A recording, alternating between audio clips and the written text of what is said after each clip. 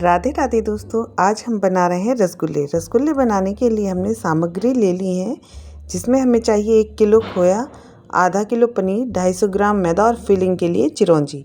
और इधर हम बना लेते हैं अपनी चाशनी। चाशनी बनाने के लिए हमने 1.5 किलो चीनी ली है और 1.5 किलो चीनी में हम एक्स्ट्रा 1.5 लीटर पानी डालेंगे, तो 3 लीटर हमने पानी ले लिया है। इससे हमारी चाशनी बनकर बहुत ही अच्छे से तैयार हो जाती है। और इधर अब हम मावे को निकाल लेंगे।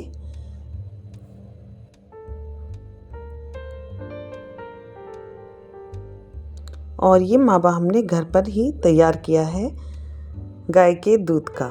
और इस मावे को हम अच्छे से अपनी हथेलियों से मसल लेंगे, जिससे एक सॉफ्ट डो तैयार हो जाए। और इसमें अब ऐड करेंगे हम पनीर। और अब पनीर को हम मावे में कद्दूकस कर लेंगे। सारे पनीर को अच्छे से कद्दूकस करने के बाद हम इसे अच्छे से हाथ से इसमें मिक्स कर लेंगे। और ये मावे में मिक्स करने के बाद अब मैं इसमें ऐड करूँगी मैदा। मैदा हमको 250 ग्राम ही लेनी है। इसमें क्वांटिटी होगी 1 किलो मावा, आधा किलो पनीर और 250 ग्राम मैदा। इससे हमारे जो रसगुल्ले हैं बहुत ही सॉफ्ट बनते हैं।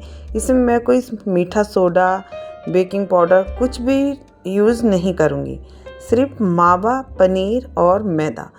क्वांटिटी बिल्कुल हमें यही लेनी है, तभी हमारे रसगुल्ले बहुत सॉफ्ट और टेस्टी बनकर तैयार होते हैं। बस हमें इस डो को अच्छे से हाथ से मैश करना है जब तक कि एकदम सॉफ्ट तैयार ना हो जाए।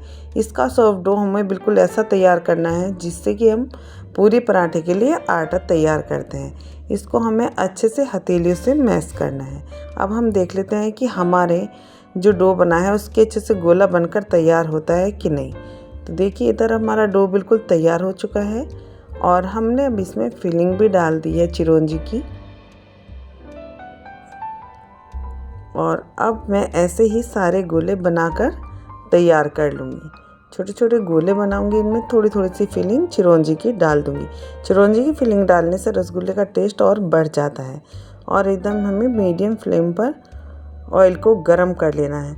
हमें बिल्कुल एकदम धीमी आंच पर, स्लो में अपने रसगुल्लों को सेकना है।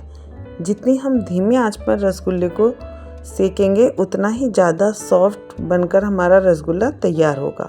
धीमी आंच पर हमें इसे चलाते हुए अच्छे से सेक लेना है।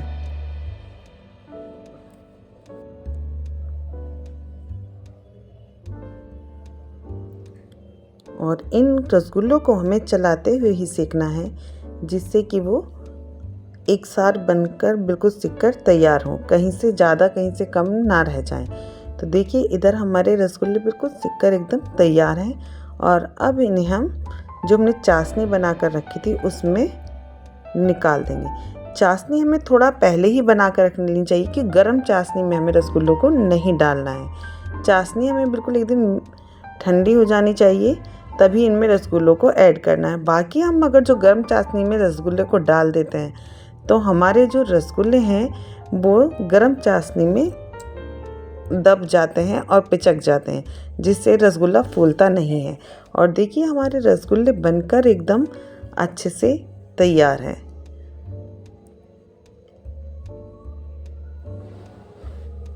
देखिए, आप भी अपने घर पर ट्राई कीजिए और सबका मुंह मीठा कराइए। बिल्कुल रसगुल्ले हमारे बनकर एकदम सॉफ्ट और बहुत ही टेस्टी बने हैं। मैं आपको भी एक दिखाती हूँ।